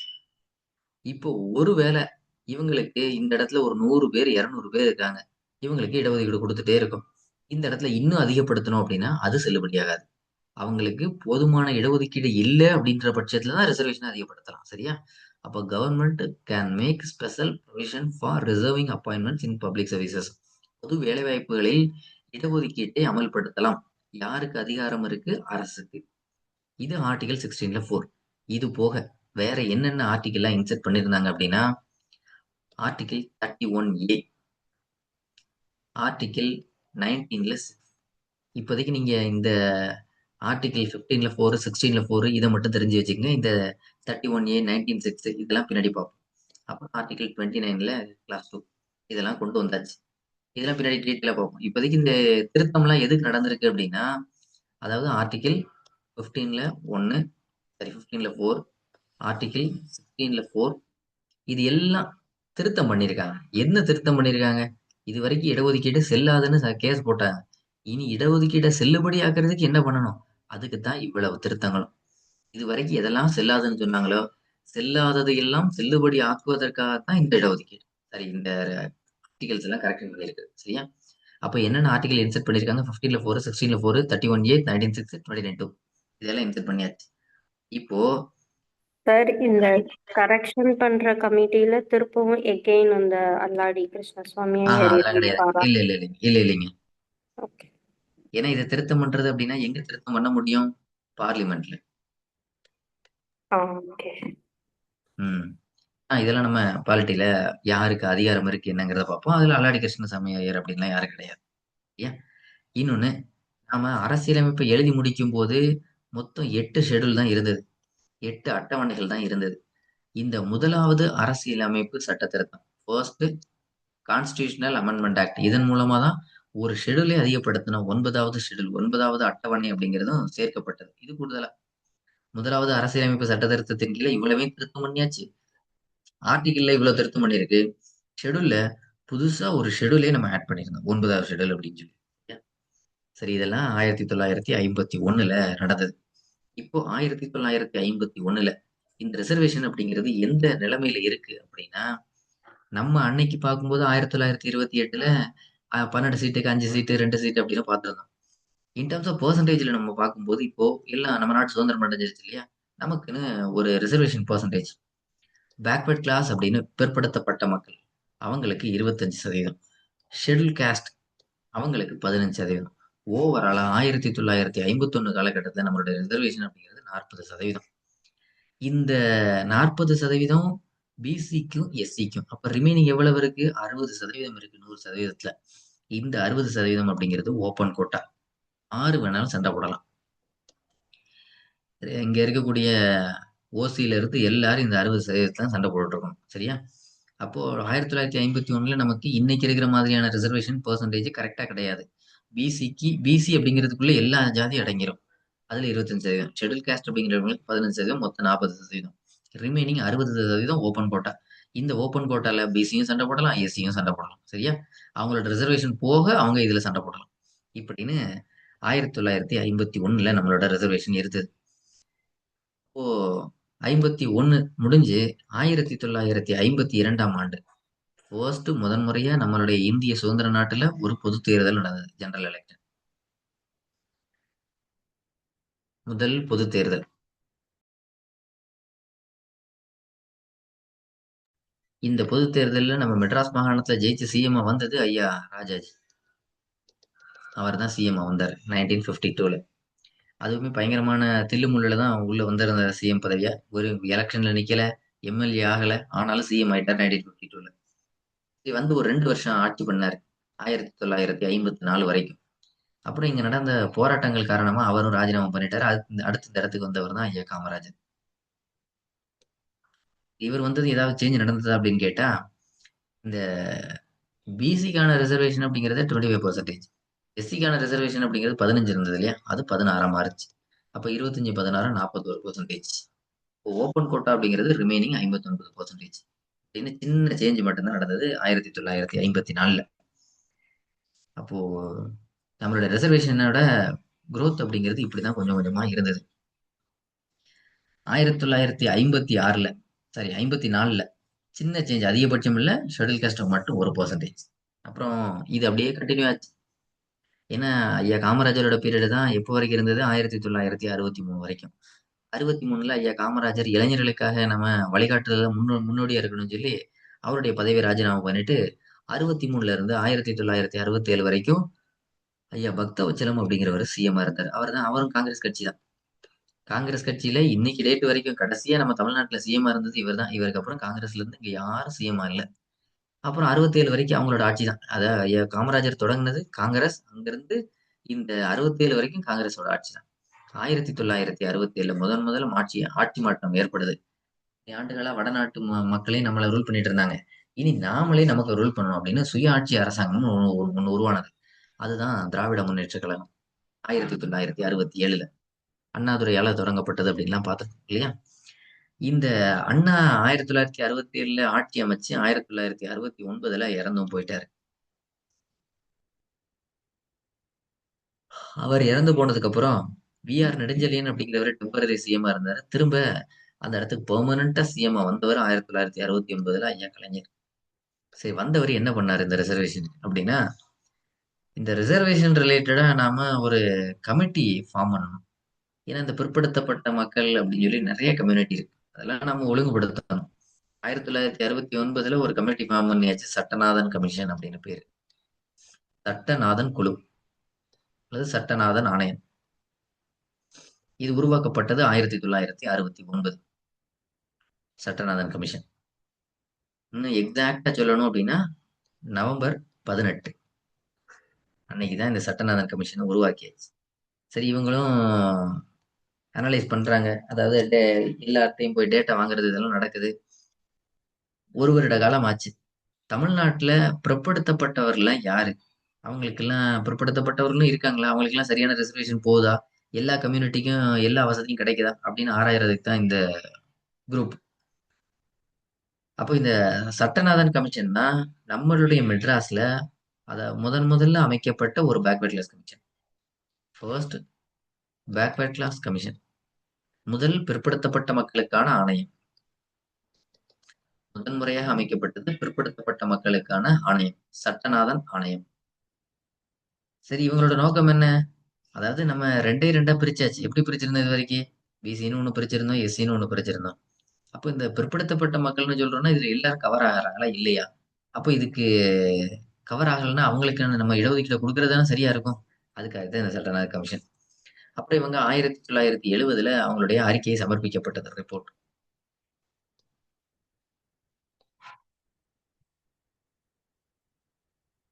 அந்த ரிப்போர்ட்டை சப்மிட் பண்ணது நவம்பர் 26, 1970. நவம்பர் 18ல தொடங்கி நவம்பர் 26ல முடிஞ்சு போச்சு, 1 வருடம் கழிச்சு. சரி, இப்போ ரிப்போர்ட்டை சப்மிட் பண்ணியாச்சு. அந்த ரிப்போர்ட்ல என்ன ரெக்கமெண்ட் பண்ணியிருக்காங்க, இந்த இடஒதுக்கீடு நாம இன்னும் என்னெல்லாம் பண்ணலாம் அப்படிங்கறது அவங்களோட ரெக்கமெண்டேஷன். அவங்களுடைய பரிந்துரை என்னவா இருந்தது அப்படின்னா, ரெக்கமெண்டேஷன், நம்ம அந்த பிசிக்கு இதுவரைக்கும் நாம ரிசர்வேஷன் கொடுக்கறது 25% தான் கொடுத்துட்டு இருக்கோம். இங்க பிசியோட பாப்புலேஷன் அதிகமா இருக்கு, நிறைய கம்யூனிட்டி இருக்கு அதுக்குள்ள. அதனால இந்த ரிசர்வேஷன் பத்தாது. இப்போ பிசிக்கு எவ்வளவு கொடுக்கணும், 33% கொடுக்கணும் அப்படின்னு இவங்களோட பரிந்துரை பண்றாங்க. அவ்வளவுதான். அந்த பிசிக்குள்ள யாரெல்லாம் இருக்கா, எம்பிசின்னு ஒரு கம்யூனிட்டி இருக்கு. அதாவது இந்த பிசிவே ரெண்டா பிரிச்சுக்கலாம், பிசி எம்பிசின்னு ரெண்டா பிரிச்சுக்கலாம். இதுல எம்பிசி அப்படிங்கிற கேட்டகரிக்கு 16%, பிசி அப்படிங்கிற கேட்டகரிக்கு 17% கொடுக்கணும் அப்படின்னு இவங்க ரெக்கமெண்ட் தான் பண்றாங்க. இவங்க இதுதான் கட்டாயம் அப்படின்னு கிடையாது, பரிந்துரை பண்றாங்க அரசாங்கத்துக்கு. ஒண்ணு. அப்ப என்ன பண்ணணும், இந்த பிசியை ரெண்டா பிரிக்கணும், எம்பிசி பிசி அப்படின்னு. பிசி should split into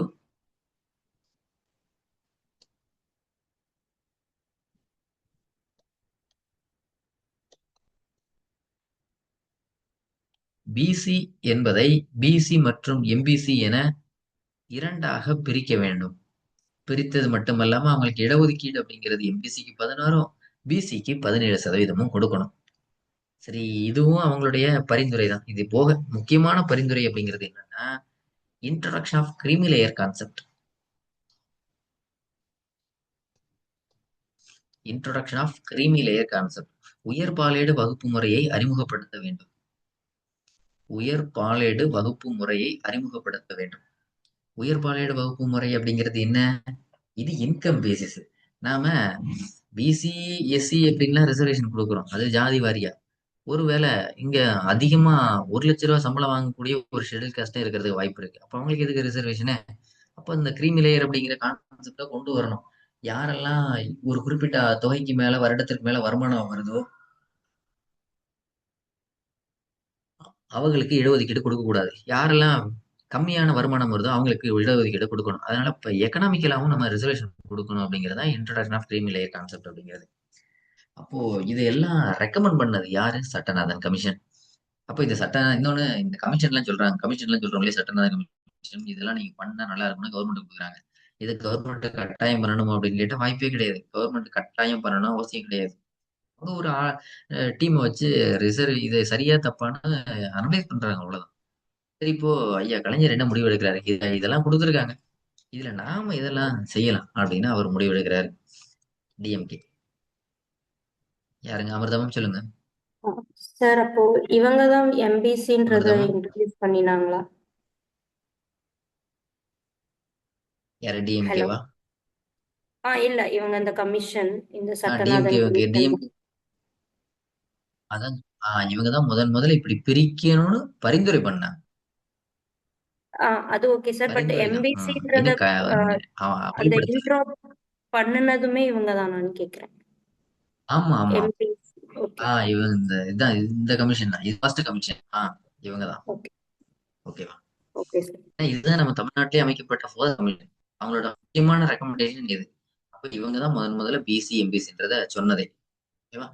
சரி, இப்போ டிஎம்கே ஐயா கலைஞரோட ஆட்சி 1970. சரி, இந்த 71ல என்ன ஏத்துக்கிட்டாங்க? ஐயா கலைஞர் இந்த ரெக்கமெண்டேஷனை வச்சு ஏதாவது சேஞ்சஸ் கொண்டு வந்திருக்கிறாரு அப்படின்னு கேட்டா, பிசின்னு கம்யூனிட்டி இருக்கு, அதுக்கு எவ்வளவு ரிசர்வேஷன் கொடுக்க சொல்லியிருந்தாங்க? மொத்தம் 33% பிசிக்கு. அதுல 16, 17 இப்படி எல்லாம் பிரிக்க சொல்லியிருந்தாங்க. ஆனா ஐயா என்ன பண்ணிட்டாரு? இது வரைக்கும் எவ்வளவு ரிசர்வேஷன் இருந்தது? பிசிக்கு 25% தான். சரி, அவங்க 33 கொடுக்க சொல்றாங்க சட்டநாதன் கமிஷன். நாம ரெண்டுக்கும் இடையில ஒரு 31% கொடுத்துரும் அப்படின்னு முடிவு பண்ணியாச்சு. பிசி எம்பிசின்னு பிரிக்கல.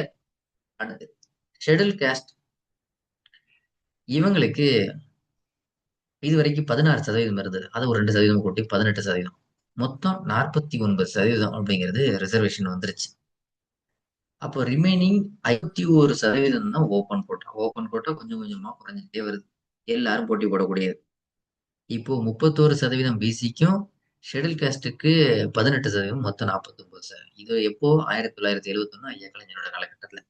இதுல நாம என்ன தெரிஞ்சுக்கணும் அப்படின்னா, நம்ம சட்டநாதன் கமிஷன் கொடுத்த பரிந்துரைய ஐயா கலைஞர் எல்லாத்தையும் எடுத்துக்கல. அதுலயும் முக்கியம் அவர் எதை எடுத்துக்கவே இல்லை அப்படின்னா இந்த கிரீமி லேயர் கான்செப்ட். ஏன்னா அதை கையில் எடுத்தா மிகப்பெரிய பிரச்சனை வரும் அப்படிங்கிறது அவருக்கு தெரியும். இப்ப நாமளே இருக்கிறோம் இல்லையா, நமக்கு இந்த எக்ஸாம் எழுதுற பக்கம் வரல அப்படின்னா, காம்படிட்டிவ் ஃபீல்டு பக்கம் உண்மையிலேயே நமக்கு கிரீமி லேயர்னா என்னன்னே தெரியாமலே போயிருக்கும் இல்லையா? ஆனா இந்த எக்ஸாம் பக்கம் வர போய் தானே இந்த கிரீமி லேயர் கான்செப்ட்னா என்னன்னு தெரியுது. அதாவது ஆண்டுக்கு வருமானம் அந்த காலகட்டத்துல 9,000க்கு மேல இருந்ததுன்னா அவங்களுக்கு எல்லாம் இடஒதுக்கீடே கிடையாது. அது நம்ம ஓபிசி எல்லாம் இருக்கு இல்லையா, அந்த கேட்டகரிக்கு ஒருவேளை 9,000க்கு கீழே இருந்தா அவங்களுக்கு இடஒதுக்கீடு கிடைக்கும். இதுதான் கிரீமி லேயர், நான் கிரீமி லேயர் அப்படிங்கிற கான்செப்ட். கிரீமி லேயர் இருந்தா ரிசர்வேஷன் கிடையாது, நான் கிரீமி லேயர் இருந்தா ரிசர்வேஷன் இருக்கும். சரி, இப்போ 1971 ஐயா கலைஞர் இதை எடுக்கவே இல்லை. அப்போ அவரோட சிந்தனை தெளிவா இருந்திருக்கு. இன்னொன்னு, நமக்கு இன்னைக்கு டேட்டுக்கே இது என்னன்னு தெரியாம இருக்குமே. 1971 இருந்த மக்களுக்கு இதெல்லாம் எதுவும் தெரியுமா? கண்டிப்பா தெரிஞ்சிருக்காது. ஆனா பொலிட்டிக்கல் பார்ட்டிஸோட இன்ஃபுளுயன்ஸ் பயங்கரமா இருந்ததுனால மக்களை வாலண்டியரா அவங்க போராடி இருக்காங்க. என்னன்னு தெரியாட்டாலும். இது 1971ல. அதுக்காக எல்லாத்துக்கும் இல்லைன்னு எதுவுமே தெரியாம இல்லை. ஒரு சில ஆட்கள் இந்த சமூகத்துக்கு போராடணும்னு இருந்த ஆட்கள் பயங்கரமா போராடினாங்க. சரியா? இப்ப 1971 டிஎம்கேட பீரியட், ரிசர்வேஷனை இன்க்ரீஸ் பண்ணியாச்சு. சரி, இது மட்டும் போதுமா? ரிசர்வேஷனை பேக்வர்ட் கிளாஸ்க்கு நம்ம 31% இன்க்ரீஸ் பண்ணிருக்கோம். 25ல இருந்து இப்ப 31 ஆயிருக்கு. அந்த மக்களை பாதுகாக்கிறதுக்கு நாம ஏதாவது ஒரு டிபார்ட்மெண்ட்டை உருவாக்கினா தான் நல்லா இருக்கும் அப்படின்னு 1971ல பேக்வர்ட் கிளாஸ் வெல்ஃபேர் டிபார்ட்மெண்ட் அப்படின்னு ஒரு டிபார்ட்மெண்ட்டை உருவாக்குனாங்க. பிற்படுத்தப்பட்ட மக்களுக்கான நலத்துறை, வெல்ஃபேர் டிபார்ட்மெண்ட் 1971ல. ஏன்னா வெறும் ரிசர்வேஷன் மட்டும் கொடுத்தா போதுமா? அந்த ரிசர்வேஷன் சரியா போய் சேருதா? அந்த ரிசர்வேஷன் அடிப்படையில கொடுக்கக்கூடிய சலுகைகள் போய் சேருதா? அப்படின்லாம் கண்காணிக்கிறதுக்கு ஒரு அமைப்பு வேணும் இல்லையா? அதுக்காகத்தான் இந்த பேக்வர்ட் கிளாஸ் வெல்ஃபேர் டிபார்ட்மெண்ட் கொண்டு வந்தது. பிற்படுத்தப்பட்ட மக்களுக்கான நலத்துறை. சரி, இப்படியே போச்சு. அடுத்து 1972ல ஒரு கட்சி உதயமானது. அதுதான் ஏடிஎம்கே. எம்ஜிஆரோட தலைமையில. அது உருவானது. 1977ல எலெக்ஷன் நடந்தது. 77ல இருந்து 87 வரைக்கும் சிஎம் இருந்தது ஐயா எம்ஜிஆர் தான். சரி, இப்போ இவர் அடுத்த ஆட்சி வந்துருச்சு ஐயா கலைஞருக்கு அப்புறம். இவர் ஏதாவது ரிசர்வேஷனுக்கு பண்ணியிருக்காரா அப்படின்னு கேட்டா 1979ல இவர் ஆட்சிக்கு வந்தாச்சு இல்லையா? வந்தது கிரிமிலேயர் கான்செப்டை இன்ட்ரடியூஸ் பண்ணிட்டார். அது நல்லதானே இருக்கு. ஏன்னா சம்பளம் கம்மியா வாங்குறவனுக்கு நம்ம இடஒதுக்கீடு கொடுக்குறோம். சம்பளம் அதிகம் வாங்குறவனுக்கு எவ்வளவு தவறு? அதனால அதை நீக்கிறது சரிதானே அப்படின்னு இவரோட எண்ணத்துல பட்டிருக்கு. Introduced creamy layer concept. உயர்பாலேடு வகுப்பு முறையை அறிமுகப்படுத்தினார் ஐயா எம்ஜிஆர். உயர்பாலேடு வகுப்பு முறையை அறிமுகப்படுத்தினார். சரி, இப்போ கிரீமி லேயர் கான்செப்டை கொண்டு வந்தாச்சு. இது கொண்டு வந்த இந்த காலகட்டத்துல 1980ல பாராளுமன்ற தேர்தல் நடக்குது. Parliament election. எப்போதுமே நமக்கு இப்போ விவரம் தெரிஞ்சதுக்கு அப்புறமே எங்கெல்லாம் ஆளுங்கட்சி இருக்கோ அவங்கதான் கண்டிப்பா பாராளுமன்ற தேர்தல்ல ஜெயிப்பாங்க. அதுல மாற்றமே கிடையாது. அப்ப இங்க ஆளுங்கட்சியா இருக்கிறது ஐயா எம்ஜிஆர். அப்போ அவரோட கட்சி தானே பார்லிமெண்ட் எலெக்ஷன்லயும் ஜெயிக்கணும். ஆனா பார்லிமெண்ட் எலெக்ஷன்ல பயங்கரமான ஃபெயிலியர், படுதோல்வி. இப்படி ஒரு ஆளுங்கட்சி இங்க ஆட்சி பண்ணிட்டு இருக்கக்கூடிய கட்சி பாராளுமன்ற தேர்தலில் படுதோல்வி அடைகிறதுக்கு என்ன காரணம் அப்படின்னு ஐயா எம்ஜிஆருக்கு ஒன்றும் புரிபடல. உடனே எல்லா தலைவர்களையும் சீனியர் லீடர் எல்லாரும் வாங்க, உடனடியே நம்ம கூட்டம் போட்டு இதுக்கான தீர்வு காணணும் அப்படின்னு எல்லா சீனியர் லீடரும் வந்தாச்சு. எம்ஜிஆர் மீட்டிங் வித்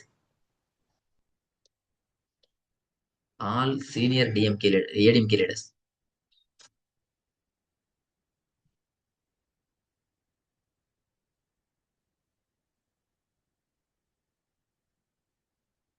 ஐயா எம்ஜிஆர் எல்லாத்தையும் கூப்பிட்டாச்சு. இங்க ரிசர்வேஷனுக்கான பிரச்சனை ஏதோ போயிட்டு இருக்கு. சரி, தேர்தலில் பெரிய அளவுல தோத்துட்டோம், எல்லாரும் உடனே வாங்க நம்ம பேசணும் அப்படின்னு டிஸ்கஸ் பண்றாச்சு.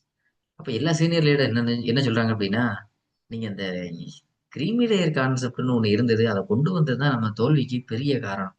உடனடியா அந்த கிரீமி லேயரை நாம வித்ட்ரா பண்ணாதான் நம்ம அடுத்த தேர்தலில் ஜெயிக்க முடியும். உடனே ஐயா எம்ஜிஆர் வித்ட்ரா பண்ணிட்டாரு, திரும்ப பெற்று விட்டார். இனிமே அந்த கிரீமி லேயர் கான்செப்ட் அப்படிங்கிற ஒண்ணு தமிழ்நாட்டில் கிடையாது. கிரீமி லேயர் கான்செப்ட், உயர்பாலேடு வகுப்பு முறையை நீக்கினார் ஐயா எம்ஜிஆர். சரி, நீக்கினா மட்டும் நமக்கு ஏடிஎம்கே வெற்றி கிடைச்சிருமா என்ன? அடுத்து போக கூடுதலா நம்ம மக்களுக்கு எப்போதுமே இந்த இலவசம்னு ஒண்ணு ரொம்ப பிடிக்கும். அந்த காலகட்டத்தில இருந்து இன்னைக்கு வரைக்கும். அப்படியே இந்த பிசிக்கான ரிசர்வேஷன் எவ்வளவு இருக்கு அப்படின்னு கேட்கிறார். இப்போ இது வரைக்கும் ஒரு 31 இருந்துட்டு இருக்கு. உடனடியாக அதை 50 மாத்திரணும் அப்படின்ட்டு. உடனே தான் இதை விட வேற என்ன வேணும் நம்ம மக்களுக்கு ஓட்டு போடுறதுக்கு? 5000 விட்டாலே கொடுத்தாலே போதுன்னு 50 வருஷத்துக்கு ஓட்டு போடுவாங்க. அப்போ இந்த இடஒதுக்கீடு 50% போது இன்னும் பயங்கரமான சர்ப்ரைஸ். அப்போ 50% இடஒதுக்கீடு கொடுத்தாச்சுன்னா இனி ஓட்டு ஐயா எம்ஜிஆருக்கு தான். அது போக அந்த ஷெட்யூல் காஸ்ட் இருக்காங்க இல்லையா, அவங்களுக்கு ஒரு 18%, மொத்தம் 68% ரிசர்வேஷனை கொண்டு வந்தாச்சு. அப்ப ரிமைனிங் ஓப்பன் கோட்டால எவ்வளவு இருக்கு? அது அப்படியே குறைஞ்சு 32% வந்துருச்சு. அப்போ மொத்தம் நமக்கு ரிசர்வேஷன் அப்படிங்கிறது 68%. இது எப்போ? 1980 காலகட்டத்திலே. இப்ப நமக்கு ரிசர்வேஷன் அப்படிங்கிறது 69% இருக்கு. அப்ப இதுக்கு அடுத்து ஐயா கலைஞர் வந்து என்ன பண்ணியிருக்காரு? 1% இன்க்ரீஸ் பண்ணியிருக்காரு. சரியா? அப்போ நம்ம 1980லயே ஐயா எம்ஜிஆரோட காலகட்டத்துல 68% நம்ம ரிசர்வேஷன் கையில கிடைச்சிருச்சு. இப்போ இது பயங்கரமான விஷயம். சரி, இது போக இந்த 1980க்கு அப்புறம் 1980s, ஆஃப்டர் 1980s இங்க பயங்கரமான போராட்டம் நடக்கு. எங்க? நம்மளுடைய நார்த் தமிழ்நாடு, அதாவது தர்மபுரி ரீஜன், இந்த ரீஜன் இருக்குல்ல, இங்க பயங்கரமான போராட்டம் நடக்கு. யார் நடத்துறா? ஐயா டாக்டர் ராமதாஸ். அவர் எதுக்கு போராட்டம் நடத்துறாரு அப்படின்னா, எங்களுடைய வன்னியர் கேஸ்டுக்கு தனியா இடஒதுக்கீடு வேணும்னு அவர் போராடுறாரு. வன்னியர் கேஸ்டுக்கு தனி இடஒதுக்கீடு வேணும்னு அவர் போராடுறாரு. இப்படின்னு அங்கங்க போராட்டங்கள், ரிசர்வேஷன் அப்படிங்கிற மையமா வச்சு நிறைய இடத்துல போராட்டங்கள்லாம் நடந்தது. இதுக்கு இடையில 1987 ஐயா எம்ஜிஆர் இறந்தும் போயிடுறார். 1987. சரி, இறந்து போயாச்சு. அடுத்து ஒரு வருஷம் இங்க ஒரு வருஷம் கூட இல்ல. கொஞ்சம் தான் ஐயா அம்மையார் எம்ஜி ராமச்சந்திரன் அவரோட ஒய்ஃப் ஜானகி அம்மா இருந்தாங்க. அதுக்கப்புறம் இங்க ஒரு கவர்னரோட ஆட்சி நடந்தது. அதுக்கப்புறம் 1989ல திரும்பவும் ஐயா கலைஞரோட ஆட்சி வந்துருச்சு. ரொம்ப நாள் இல்ல, ஒரு 2 வருஷம் தான் ஆட்சி பண்ணியிருப்பார். 1989ல இவர் வந்தவரு இந்த ரிசர்வேஷனுக்கு என்னெல்லாம் மாற்றத்தை கொண்டு வந்தாரு அப்படின்னா, இதுவரைக்கும் பிசி அப்படிங்கிறதுக்கு இப்போ நம்ம எவ்வளவு வச்சிருந்தோம்? 50% ரிசர்வேஷன் கொடுத்திருந்தோம். அது போக எஸ்சி கம்யூனிட்டிக்கு நாம 18% கொடுத்திருந்தோம் இல்லையா? இது அப்படியே அவர் மாற்றத்தை கொண்டு வந்தார். என்ன பண்ணிட்டாரு அப்படின்னா, இந்த பிசிக்கு 50% இருக்கு இல்லையா? இதை 2ஆ ஸ்பிளிட் பண்ணிட்டார். அதுல பிசிக்கு 30%, எம்பிசிக்கு 20% அப்படின்னு இந்த 52 பிரிச்சாச்சு. அது போக ஷெட்யூல் காஸ்டுக்கு 18%, ஷெட்யூல் ட்ரைப் இருக்காங்க இல்லையா, அவங்களுக்கு 1%, இப்படின்னு மொத்தம் 50, 18, 69% அன்னைக்கு கொண்டு வந்தாச்சு. இது ஐயா கலைஞரோட பீரியட்ல 1989ல நடந்தது. அப்போ 68%ன்றது ஐயா எம்ஜிஆர் கொண்டு வந்தாச்சு. ஆனா இந்த மாதிரி பிரிச்சு கொண்டு வரல. பிரிச்சு கொடுத்தது யார் அப்படின்னா ஐயா கலைஞர் தான். டிஎம்கே காலகட்டத்தில் பிசிக்கு 30%, எம்பிசிக்கு 20%, ஷெட்யூல் காஸ்டுக்கு 18%, ஷெட்யூல்டு ட்ரைபு பழங்குடியினர் மக்களுக்கு 1%, இப்படின்னு ரிசர்வேஷனை கொண்டு வந்தது 1989. அன்னைக்குதான் நமக்கு இது சாத்தியமாச்சு, பல வருடங்கள் கழிச்சு. ஏன்னா நாம போராடிட்டு இருக்கிறது அயோத்தியாசர் காலகட்டத்தில இருந்து. இன்னும் சொல்லணும்னா ஜாதி எதிர்த்து நம்ம 2000 வருஷமா போராடிட்டு இருக்கோம். ஆனா இன்னைக்குதான் முதல்ல நமக்கு அந்த ரிசர்வேஷன் அப்படிங்கிறது சாத்தியமானது. 69%. இது 1989. சரி, இப்போ அடுத்து இது நம்ம தமிழ்நாட்டு அளவுல. அப்போ இவ்வளவு பெரிய போராட்டத்துக்கு அப்புறம் இது சக்சஸ் ஆயிருக்கு. இன்னுமே இதுல கொஞ்சம் இருக்கு. இந்த 1989க்கு அப்புறம் என்ன ஆனது அப்படிங்கிறது. அதுக்கு முன்னாடி நாம அடுத்து பார்க்க வேண்டியது என்ன அப்படின்னா, இந்த ரிசர்வேஷன் அப்படிங்கிறது ஆல் இந்தியா லெவல்ல எப்படி இருந்தது, சென்ட்ரல் லெவல். இப்ப நம்ம பார்த்துட்டு இருக்கிறது நம்ம ஸ்டேட்டுக்குள்ள மட்டும்தான், மெட்ராஸ்குள்ள மட்டும்தான். இப்போ ஆல் இந்தியா லெவல்ல இந்த ரிசர்வேஷனுக்கு எந்த மாதிரியான போராட்டங்கள்லாம் முன்னெடுக்கப்பட்டது அப்படிங்கிறத பார்க்கணும். அதுல இப்போ சென்ட்ரல் கவர்மெண்ட்டுக்கு எவ்வளவு நம்ம ரிசர்வேஷன் வச்சிருக்கோம் அப்படின்னா, ஷெட்யூல் காஸ்ட் இருந்ததுன்னா 15%, ஷெட்யூல்டு ட்ரைபா இருந்தது அப்படின்னா 7.5%, ஓபிசியா இருந்தா 27%. அப்போ 27, அது ஒரு 7.5, 15 அப்படின்னா 22.5, மொத்தம் 49.5% ரிசர்வேஷன். இது போக கடைசியா ஒண்ணு சேர்த்திருக்கிறது இடபிள்யூசி, எக்கனாமிக்கலி வீக்கர் செக்ஷன், பொருளாதார ரீதியாக பின்தங்கியவர்கள், அவங்களுக்குன்னு ஒரு 10%. மொத்தம் அட் பிரசன்ட் இப்போ ரிசர்வேஷன் எவ்வளவு இருக்கு அப்படின்னா 59.5 சென்ட்ரல் லெவல்ல. தமிழ்நாட்டுல எவ்வளவு இருக்கு அப்படின்னு கேட்டா 59%. அப்போ இந்த எக்கனாமிக்கலி வீக்கர் செக்ஷன் அப்படிங்கிறது என்னன்னா, இந்த ஓசி கம்யூனிட்டி எல்லாம் இருக்காங்க இல்லையா, பிராமின்ஸ், அவங்களுக்கு 10% இடஒதுக்கீடு கொடுத்தாச்சு.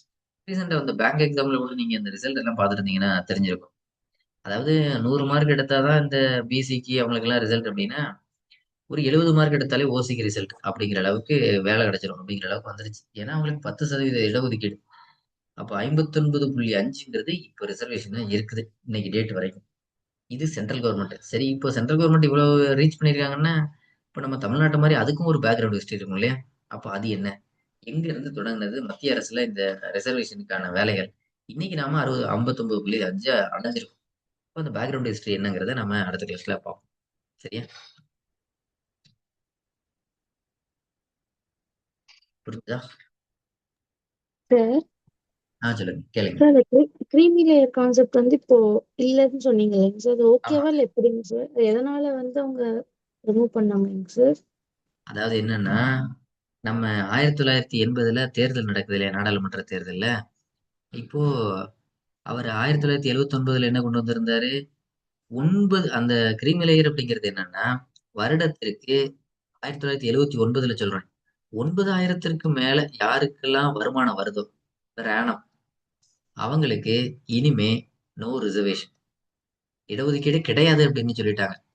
அப்ப இந்த இடஒதுக்கீடே கிடையாதுன்னு சொன்னதும் இங்க போராட்டம் தொடங்கிருச்சு. அது எப்படி எங்க மக்களுக்கு நீங்க இடஒதுக்கீடு இல்லைன்னு சொல்லலாம்? இந்த சிஸ்டத்துக்கு பேர் தான் கிரீமி லேயர். அப்போ ஏற்கனவே பொலிட்டிக்கல் பார்ட்டிஸ் பயங்கரமான ஒரு ஒரு சின்ன விஷயமா இருந்தாலே பெருசா கொண்டு போயிடுவாங்க. அப்போ இவ்வளவு பெரிய விஷயம் ரிசர்வேஷன் கேன்சல் ஆகுது, இதெல்லாம் விளக்கி எல்லாம் சொல்லியிருக்க மாட்டாங்க மக்கள்கிட்ட. என்ன சொல்லியிருப்பாங்க? இனிமே உங்களுக்கு இடஒதுக்கீடு கிடையாதுன்னு எம்ஜிஆர் சொல்லிட்டாரு, எல்லாரும் போராட வாங்கன்னா மக்கள் எல்லாம் போயிடுவாங்க. அதுதான் இன்னைக்கு நடந்திருக்கு. இதுக்காகத்தான் தேர்தல்ல படுதோல்வி அடைஞ்சிருக்காரு ஐயா எம்ஜிஆர். இப்ப புரிஞ்சுதா? Yes sir. ஆனா இப்போ அது வந்து அப்ளிகபிள் பண்ணலாம் இல்லைங்க சார், கிரீமி லேயர் கான்செப்ட். தாராளமா பண்ணலாம். ஆனா இன்னைக்கு இருக்கக்கூடிய பொலிட்டிஷியன்ஸ் இருக்காங்க இல்லையா, அவங்களுக்கே தெரியும் இது தாராளமா பண்ணலான்னு. ஆனாலும் எதிர்க்கட்சியா இருக்கிறோன்ற ஒரே காரணத்துக்காக நாம ஏதாவது பண்ணணும் இல்லையா, அதுக்காகவே அதை தடுத்து நிறுத்திட்டே இருக்காங்க. ஏன்னா சென்ட்ரல் கவர்மெண்ட்ல இருக்கு, கிரீமி லேயர் கான்செப்ட்லாம் இருக்கு. இங்க நம்ம தமிழ்நாட்டுல தான் இல்லாம இருக்கு. இன்னும் சொல்லணும் அப்படின்னா, இதுக்கெல்லாம் ஒருபடி மேல இந்த கிரீமி லேயர் கான்செப்ட் அப்படிங்கிறது சென்ட்ரல் கவர்மெண்ட்ல ஷெட்யூல் காஸ்ட் கிடையாது, அதர் காஸ்ட்டுக்கு தான், மத்த ஓபிசி இவங்களுக்கு தான் அந்த கிரீமி லேயர் கான்செப்ட் இருக்கு.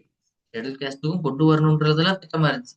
அப்போ சென்ட்ரல் கவர்மெண்ட்ல ரிசர்வேஷனை நமக்கு அப்புறம் கொண்டு வந்திருந்தாலும் சரி, ஆனா அதை கிரீமி லேயர்லாம் கொண்டு வந்து இன்னும் அடுத்தடுத்து அப்டேட் பண்ணிட்டே இருக்காங்க. நாம இங்க நம்மளுடைய அரசியல் லாபத்துக்காக, ஏன்னா நம்ம தேடுற அரசியல்வாதி அந்த மாதிரி தானே. அப்போ அவங்க என்ன பண்ணுவாங்க, முடிஞ்ச அளவுக்கு அதை அப்டேட்டும் பண்ணக்கூடாது, இந்த மக்களுக்கு எதிராக ஏதாவது ஒன்று சண்டை நடந்துட்டே இருக்கணும். அதனால இதெல்லாம் அவங்க சாத்தியப்படுத்தவே விட மாட்டாங்க. ஓகே, வேற? ஓகேங்க சார். ம். சார் சார் எம்பிசி இந்தியால சார் எம்பிசி இந்தியால இல்ல இல்லையான்னு அதுதான் எல்லாத்துலயும் இந்த ஓபிசின்னு ஒரு பாயிண்ட் இருக்கு இல்லைங்களா, 27% இதுக்குள்ள எல்லாம் வந்துருங்க. பிசி எம்பிசி எல்லாம் இதுக்குள்ள வந்துடும். சார் இப்போ ஓகே, இந்த வேற? 1989 இந்த பிசி எம்பிசி ரெண்டா ஸ்பிளிட் பண்ணாங்க இல்லைங்க சார், இதை தானேங்க சார் 1951 ஆமாங்க. சட்டநாதன் கமிட்டி வந்து ரெக்கமெண்ட் பண்ணியிருப்பாங்க. அந்த ரெக்கமெண்டேஷனை ஐயா கலைஞர் அப்போ இம்ப்ளிமெண்ட் பண்ணல, ஆனா 89ல அதை இப்போ இம்ப்ளிமெண்ட் வந்து பண்ணிருந்தாங்க. Yes sir. சார் தமிழ்நாட்டுல இப்போ 69 இருக்குது இல்லையா சார்? ஸோ இத மாதிரி வேற ஏதாவது ஆமாங்க. ஸ்டேட்ல இதை விட ஹையஸ்டா இருக்கா, இல்ல தமிழ்நாடு தான் ஹையஸ்டா சார்? இருக்கு இருக்கு இருக்குங்க இருக்குங்க இருக்குங்க இருக்குங்க இதை விட ஹையஸ்டாலாம் இருக்கு மற்ற ஸ்டேட்ல, அதெல்லாம் நிறைய இருக்குங்க. ஓகே, வேற?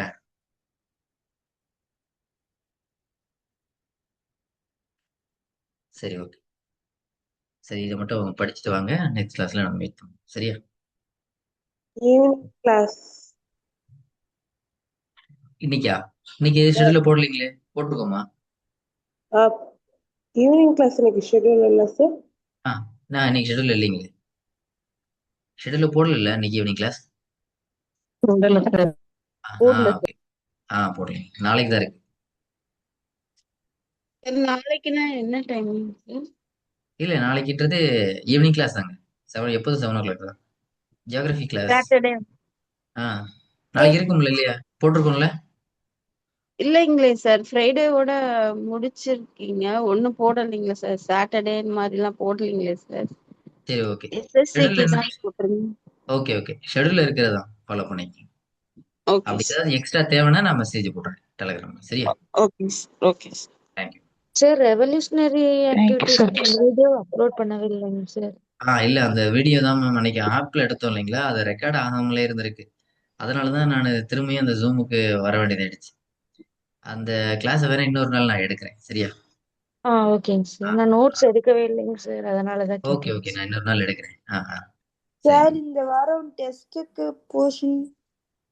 போர்ஷன் அப்படிங்கிறது இந்த ரிசர்வேஷனும் அது போக நம்ம ஆப்டிடியூடு நடத்திருக்காங்க இல்லைங்களா, என்ன பர்சன்டேஜ் முடிஞ்சுதா? நடத்திருக்காங்க. அந்த